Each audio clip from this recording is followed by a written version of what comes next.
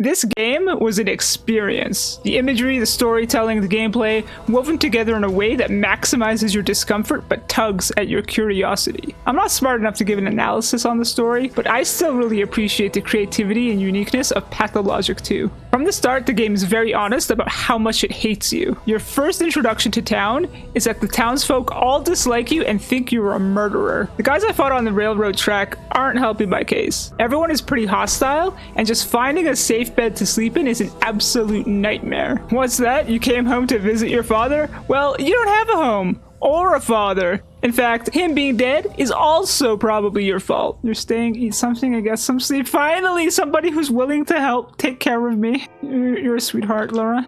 When I did my first doctoring of the game, I accidentally stole the man's blood in the process since I didn't know what the empty bottle did. I almost took his organs too until I realized I probably shouldn't click on that. Oh, don't mind me, sir. Just casually opening your stomach and taking a look at your liver. Don't mind me at all. Oh, this bottle filled with your blood? Just a small accident. I apologize. After a night of being bullied in the streets, the next morning was my father's funeral, and we see the very earth itself has spat the man back up, out from the ground. When I first saw this, I thought it was really cool symbolism. Then I later realized it's an abstract concept that's also literal, as in the earth is alive and was actively rejecting him for real, which is cool. I like the way the ground is flesh and the mud is blood. Wait, now I'm starting to question if it's literal or symbolism again. That's the thing with this game, it blurs the lines between reality and abstractions. I'll admit I wasted my first couple of days since I couldn't get the strong introduction sequence about the plague out of my head.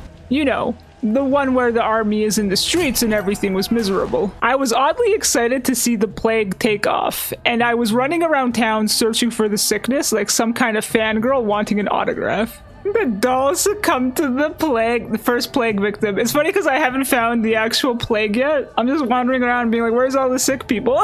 Doll's the first one, our first victim. I was searching so hard that when I noticed some stuff in the air around Isidore's house, I forgot about the thugs that told me not to enter the yard. They're beating me up! Oh, no. The death toll is now 13 people and 7 people have gone missing. Who's dying and how are they dying? Where's the plague? Once the plague did appear on the map, I ended up on a side quest in a plague district because I just wanted to see the plague in action. Curiosity killed the cat, I know. I accidentally walked into a big cloud of floating plague twice. I ducked into a house to avoid the danger area for a bit and got attacked by plagued people. I panicked and fought them and ended up infected.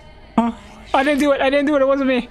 I experienced my first death shortly after by getting stabbed in the streets. What? I'm surrounded! No, what's happening?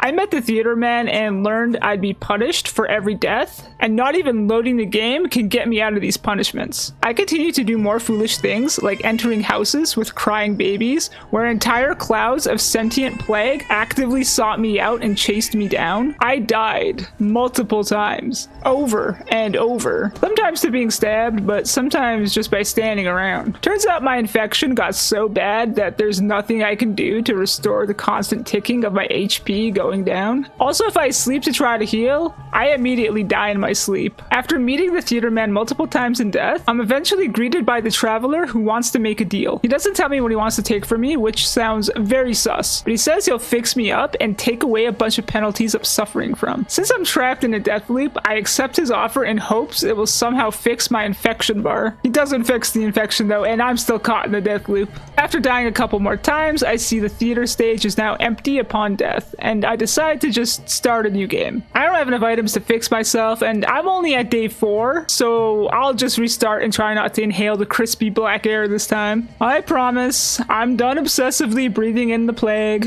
For my new game, I decided to focus on my survival as a top priority. I just want to make it to day 12. I stored up a lot of water, food, did a ton of trading. I didn't trade at all in my first attempt because I just didn't know what was and wasn't valuable. There's also lots of things I just didn't loot the first time around since I figured it was junk, only to find out this time there's a whole trash trading economy. Even though I'm more prepared and cautious this time, there's still this tension where I'm perpetually caught in a minor state of panic. For example, there's a lot of people you need to see, threads of plot you need to follow, but you're limited on time. You can't see everyone, you're limited on resources, limited in how many people you can even try to help. And even if you do help them, it's RNG if what you did even matters or not. One thing is always sacrificed for another, and it's quite difficult to achieve a perfect outcome, especially if you don't know what you're doing. Also, those stabby guys in the street are a menace. I turn my back for 1 second and all my clothes are torn up and I'm a pile of meat in the streets. I'm just going to run from everything. I'm going to make it to day 12.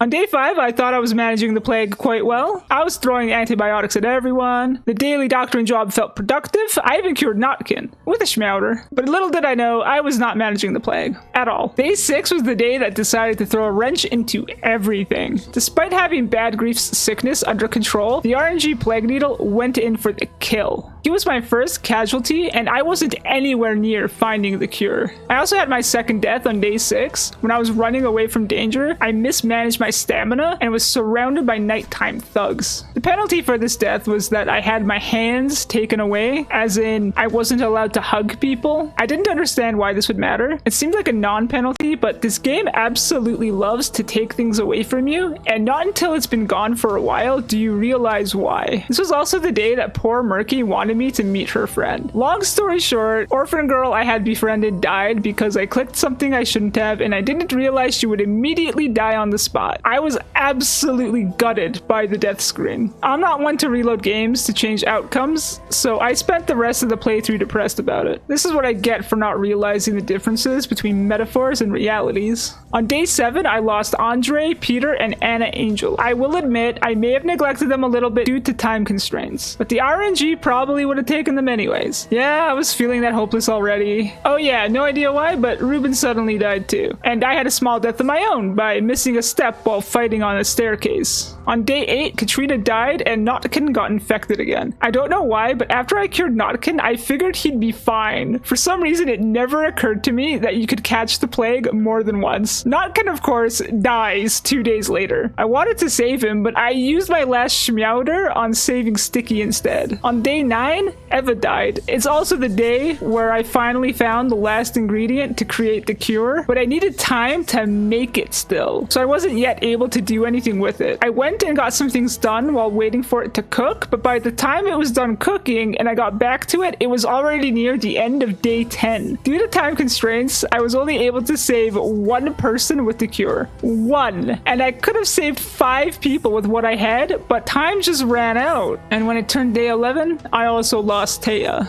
I'd like to talk about this other character who never got sick in my playthrough, but I kept worrying she would. There's a childhood friend in the game named Laura. Turns out she's not doing the best emotionally. After going through a bit of a struggle, she feels like her life has no meaning anymore. There's an option to comfort her and hug her, only because I died that one time and had my ability to hug taken away, when I clicked the option, dude just stood there while she was confused. I screamed. You can't just tell me she's suffering and then not let me hug her. Ah! On the plus side, it turns out it doesn't affect what happens to her any, but still, that was pain. Anyways, the final day was about making decisions that would affect the finale. Do you spare the Earth, which will destroy the town, or do you kill the Earth so that the humans may survive? There's a lot to think about with this choice, especially given how open to interpretation it all is. What does it really mean for the Earth to be killed? Can humans even continue to survive without it? I chose to kill the Earth. I'm not a smart person. I don't fully understand the metaphors or abstractions here. I'm just doing my doctoring duty. I ain't letting it be consumed after all that hard work I did. We are, in fact, not returning to the Earth. All in all, I may have played the game too safe. I just didn't want to get caught in another death loop, so I did whatever I could think of to make sure I'd last. Prepping in advance helped a lot. Trading with the townsfolk became impossible by the last few days because there just wasn't any townsfolk left. Life got really hard the last couple of days. With the dwindling of resources, I relied mostly on what I had stocked up in the first couple of days, plus the doctor's daily pay. Water was very scarce, and I definitely had some bad thirst moments where I was pushed to my limits. But hey,